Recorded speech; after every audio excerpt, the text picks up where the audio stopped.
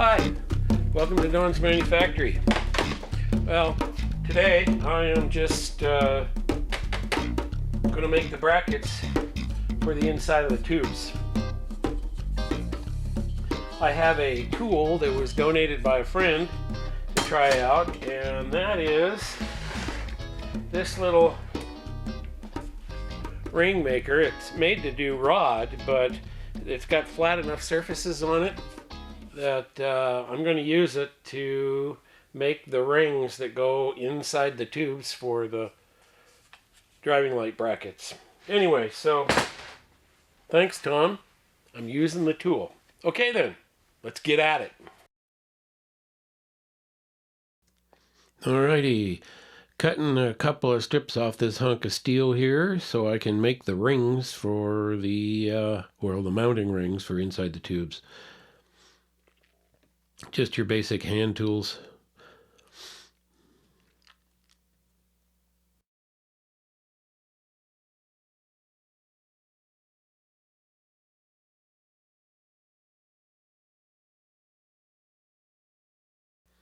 So I'm grabbing this ring maker, or I guess that is what it's called, a ring maker, getting it mounted to the bench.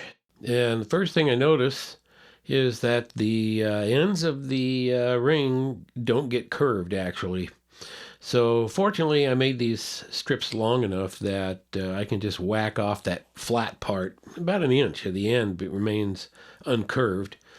And that way the entire ring is curved, but it's a little wasteful.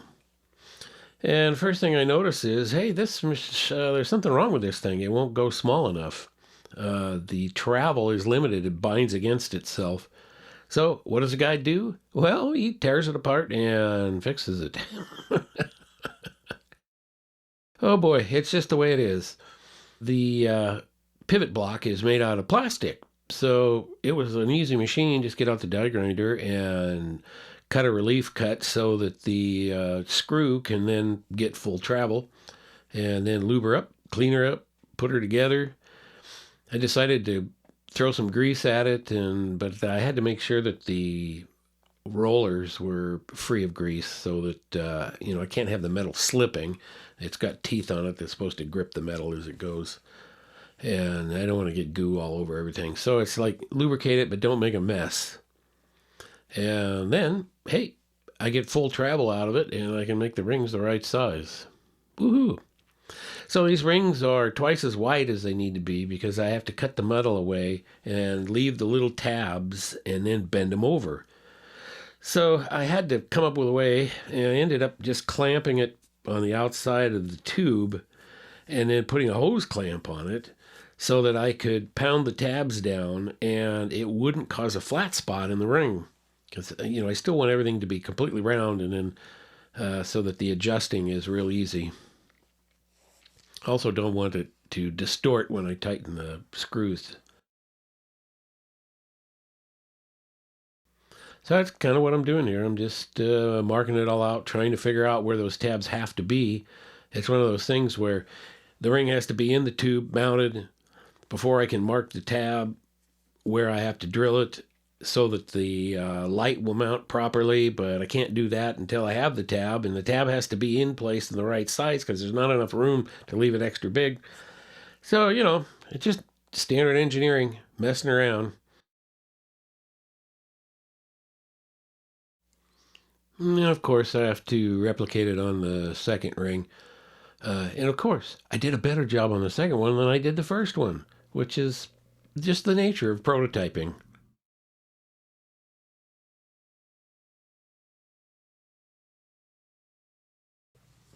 Oh, looks good. So here is a demonstration of the adjustment. Right now, I don't know how well you can see that, but it is adjusted up. It's probably got a 5 or maybe even 6 or 7 degree up angle.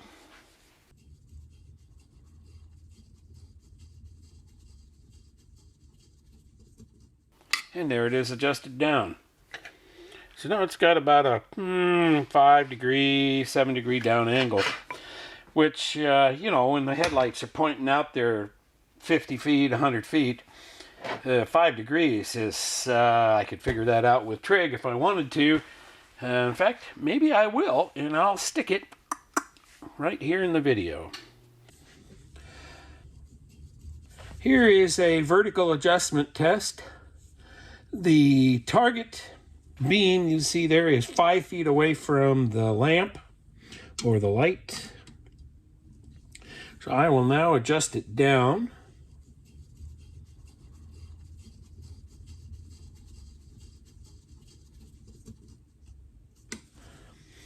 That is 8 inches at 5 feet.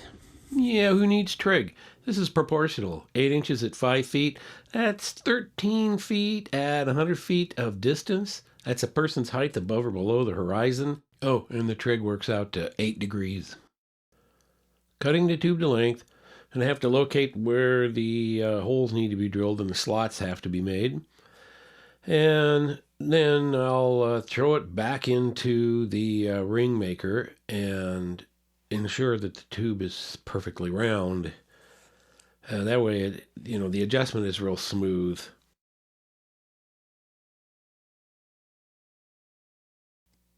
All right, working on the second ring for the second tube.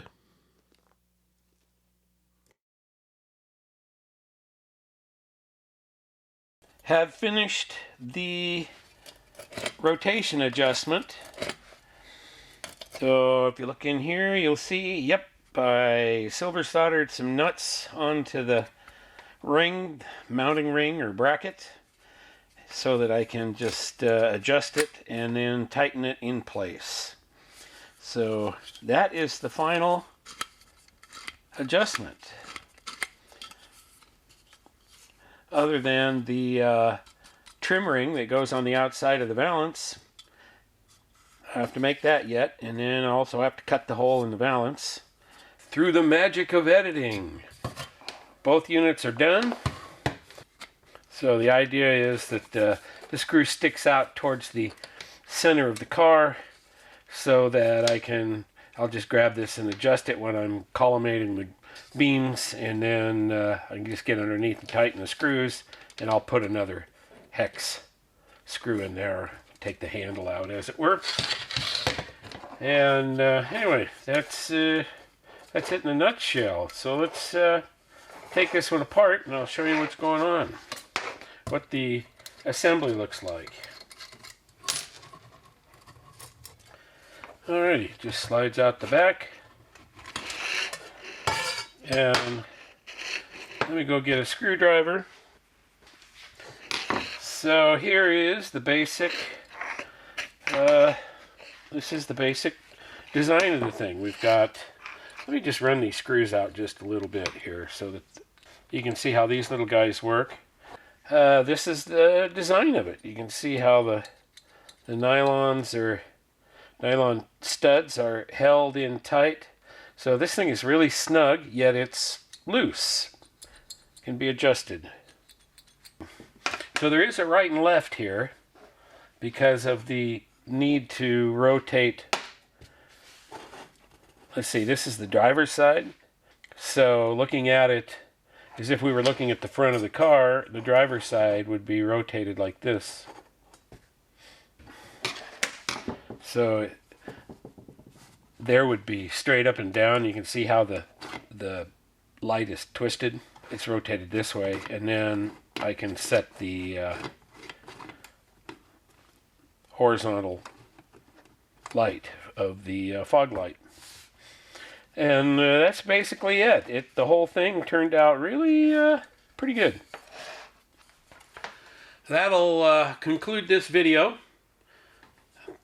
Next time around, I'll have it mounted in the valance. My relays will be here Tuesday, so I can wire them up and everything. And hopefully next week I'll have the front end of the car assembled and the lights collimated and set up the way they have to be. So I still have the mounting rings to make for these, but all in good time. I'll get there.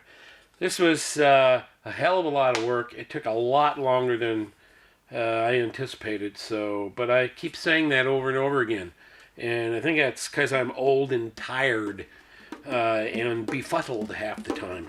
Anyway, thanks for watching Don's Manufactory. I'll catch you later.